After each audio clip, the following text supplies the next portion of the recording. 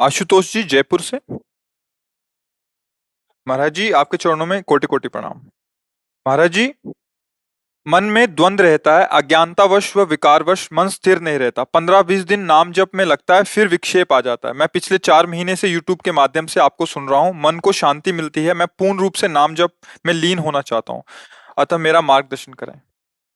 भोजन सुधारो, संग सुधारो, गलत लोगों का संग, गलत दृश्य देखना, गलत चिंतन करना। आहार अगर शुद्ध है तो बुद्धि शुद्ध होती है, आहार अशुद्ध है तो बुद्धि अशुद्ध होती है। जैसा हम संग करते हैं वैसा हमारा चिंतन बनता है। और जैसे हमें धन का जब लोभ जग जाता है तो फिर हम ये नहीं देखते कि हमें करना क्या पड़ेगा, नहीं, और ये नहीं देखते कि कितने समय तक करना पड़ेगा। अगर हमें 12 घंटा करना पड़े और अधिक पैसा मिल रहा है तो हम उस पर लगन लगाते हैं, भूखे प्यासे रहकर। अगर नाम के प्रति लोभ जग जाए, जैसे रुपए के प्रति जगता है, तो फिर नाम जब अधिक से अधिक होने लगेगा। अभी नाम तो एक भार सा लगता है और महत्व बुद्धि भोगों में है, इसलिए नाम में रुचि नहीं हो पा रही। और दूसरा कि बहुत जन्मों से हमसे गलतियां होती रही, तो उन गलतियों के कारण हमारा अंतःकरण अपवित्र है। जब हम नाम जप करते हैं तो पापों का वो नाश करता है, बहुत इकट्ठा है। तो जैसे जैसे हमारे पाप नष्ट होते वैसे वैसे नाम मीठा लगने लगता है और नाम से प्यार होने लगता है। जिससे हमारा प्यार होता है उसी की बार बार याद आती है। पापवंत कर सहज स्वभाव, भजन मूर्ति भाव न काऊ। अगर हमारा हृदय मलिन रहेगा तो भजन में रुचि नहीं होगी। तो नए पाप तो करना नहीं है, पुराने पापों के नष्ट होने का इंतजार करना है नाम जप करते हुए। राधा राधा राधा राधा। मन अच्छा नहीं करेगा, मन उस समय जलाएगा, गंदी बातें सोचवाएगा। हाँ हाँ, कई बार सत्संग में वर्णन किया है ये भी, पर उसमें आपको घबराना नहीं है। उत्साह पूर्वक चलो, कुछ मार्ग अंधेरे का है, क्योंकि जब तक पाप नष्ट नहीं होते तब तक कुछ दिव्यता अनुभव में नहीं आती। दिव्यता अनुभव में तो लगता है इतना जप रहा हूं फिर भी जल रहा हूं, फिर परेशान, और कहीं माया ने बाहरी प्रतिकूलता दे दी तो और विश्वास कमजोर हो जाता है कि यार भजन कर रहा हूं फिर भी हानि हो रही, फिर भी अमुक को विपत्ति आ रही। पर इससे जो लड़ गया फिर वो जीत जाता है। हारिए मत, नाम जप और बढ़ाइए, भोजन शुद्ध पाइए, गंदे दृश्य, गंदे क्रियाएं, गंदे लोगों का संग अगर आप त्याग देंगे तो धीरे धीरे नाम आपको बलवान बना देगा। जैसे डॉक्टर कहता ना, तुम खाते रहो दवा, थोड़ा समय ज्यादा लगेगा, अभी अनुभव में नहीं आएगा, पर आपका रोग दवा खाते खाते एक दिन नष्ट हो जाएगा। तो हम विश्वास करके बहुत समय तक दवा लेते रहते हैं। ऐसे ही नाम पर विश्वास करो, धैर्यपूर्वक चलो, परहेज रखते रहो जो भी बताया, तो आप देखोगे धीरे धीरे धीरे नाम भगवान कृपा कर देते हैं। फिर एक समय ऐसा आता है जपना नहीं होता, चलता है, चल रहा है। जो गुरु मंत्र है, गुरु नाम है, कभी एकदम रोना आता है, कभी एकदम प्रभु की झांकी आती है, उनकी करुणा देख निहाल हो जाता है। मतलब ये बातें कहने से उपहास होता है, जीवन सार्थक हो जाता है। कई बार सत्संग में कहा है कि यदि हमको, तो फिर हम सबसे कह देते कि भाई लगे तो है, जीवन हो गया पूरा, कुछ हाथ नहीं लगा भैया, अब आप देख लो जैसा हो।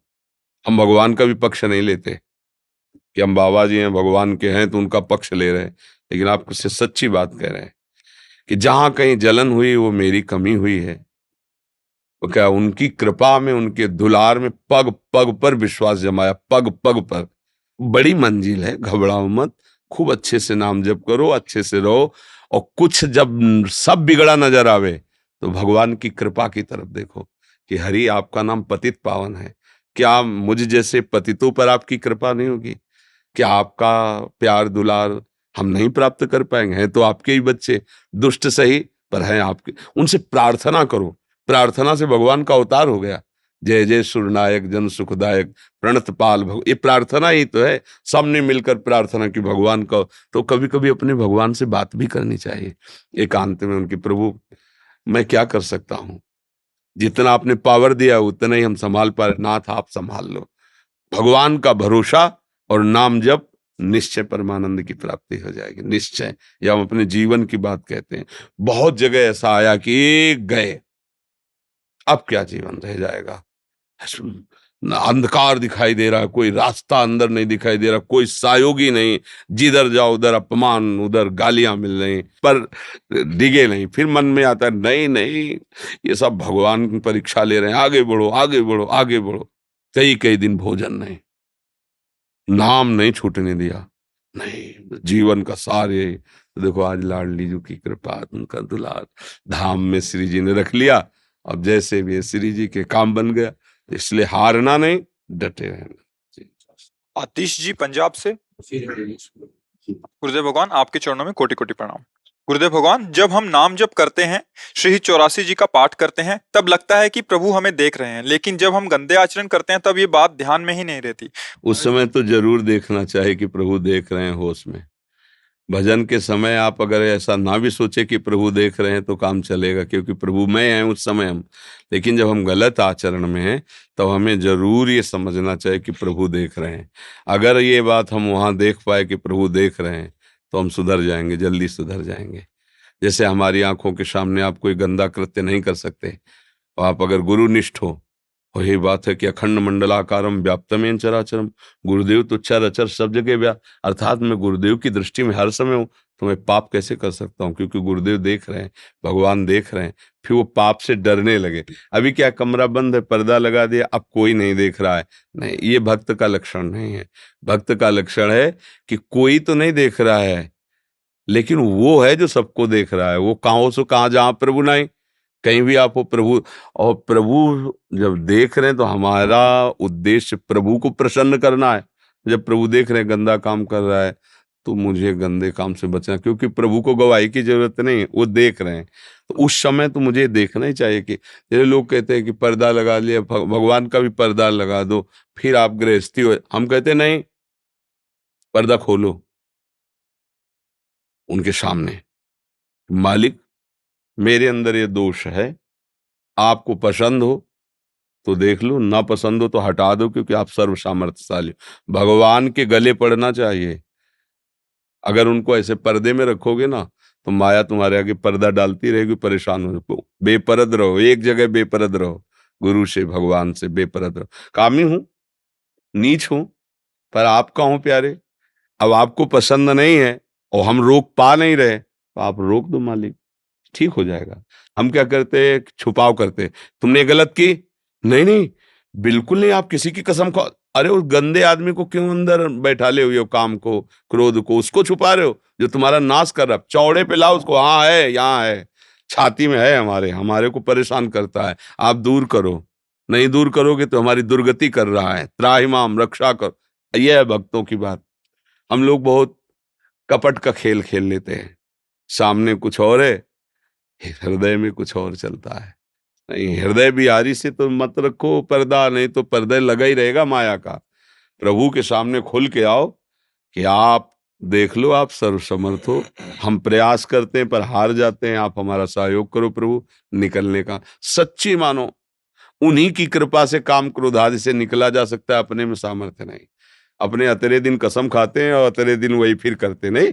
कितने देखो ना, आज से कसम खाते हैं, ऐसा नहीं करेंगे, हफ्ता निकलेगा पता नहीं नहीं निकलेगा, और वो कसम वसम सब भूल जाएंगे। फिर वैसे फिर रोना आता है कि आप क्या करें, किससे, तब है कोई महाबली, उसका आश्रय लो भगवान। और भगवान का आश्रय लिया तो बड़े बड़े आचरणहीन लोग भी भगवान के लाडिले संत बन गए, नहीं बन गए। इसलिए हमें ये बात तो जरूर रखनी है कि जब हम गंदे आचरणों की तरफ हों, नहीं रुक पा रहे हैं, तो उस समय जरूर भगवान को याद करें और पुकारे, राधा राधा राधा वल्लभ। लाडली जू देख लो ये हमको कहाँ ले जा रहा है, अब आप समझ, राधा राधा राधा, सुधर जाओगे, ठीक हो जाओगे, वो सुधार लेंगे।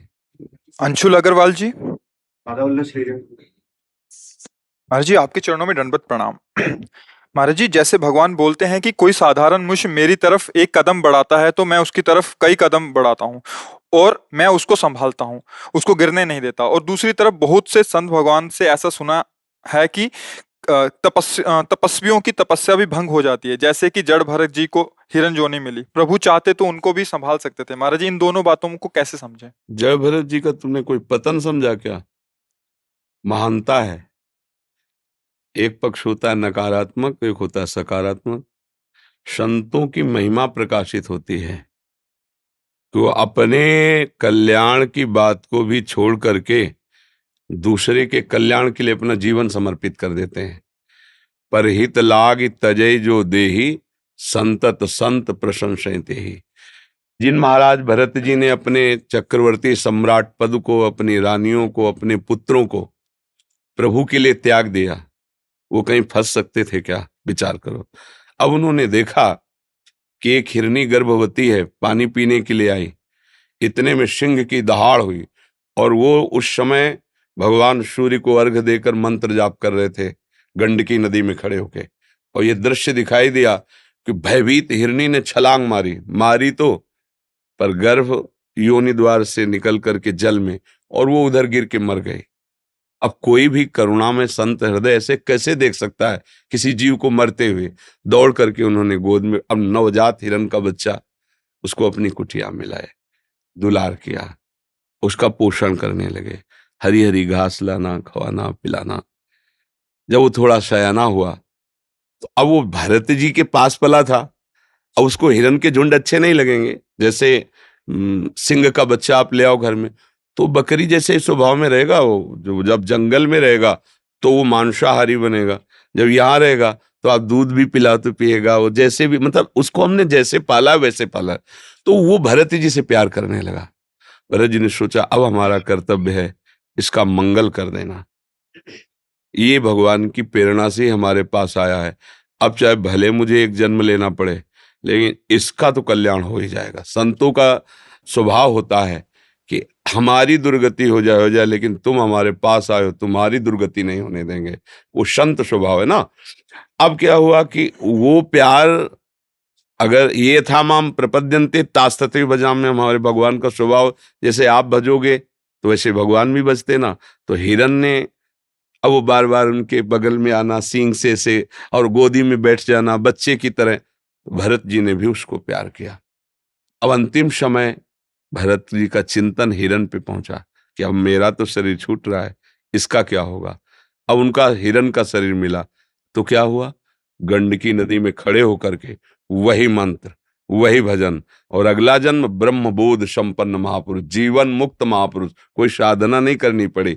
और उस जीवन मुक्त महापुरुष में भी वही हिरन रहुगण राजा बना और उसी को पालकी में बैठाल के उपदेश किए और उसको परब्रह्म की प्राप्ति कराई। आप 3 जन्म लिए, लेकिन उसको दूसरे जन्म में ही भगवत तत्व में स्थित कर दिया, भगवत प्राप्ति करा दी। दुर्गति कहाँ हुई बच्चा? अगर हिरन जन्म में वो हिरनी के संग में बच्चे पैदा करते हो, भूल जाते भगवान को, तो मानते कि चूक हो गई।